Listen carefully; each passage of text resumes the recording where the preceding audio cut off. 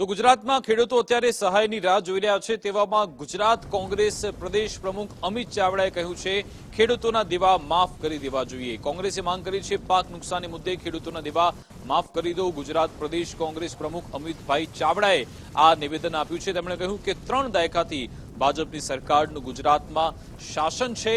ભાજપ સરકારની હંમેશાથી ખેડૂત વિરોધી નીતિ જ રહી છે તેવું અમિતભાઈ ચાવડાએ કહ્યું હતું। ખેડૂતોના સંપૂર્ણ દેવા માફ થવા જોઈએ। તાત્કાલિક પાક વીમા યોજના લાગુ થાય તેવી માંગ પણ કરી છે।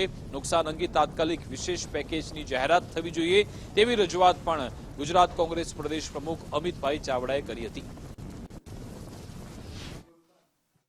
ભારતીય જનતા પાર્ટીની સરકાર ગુજરાતમાં 3 દાયકાથી શાસન કરે છે। એ સરકારે હંમેશા ખેડૂતો પ્રત્યે દુર્લક્ષ સેવ્યું છે।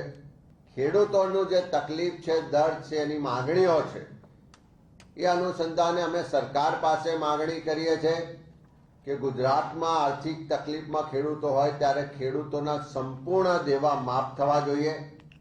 સાથે સાથે વારંવાર કુદરતી આફતોને કારણે ખેડૂતોને ખૂબ મોટું નુકસાન થાય છે।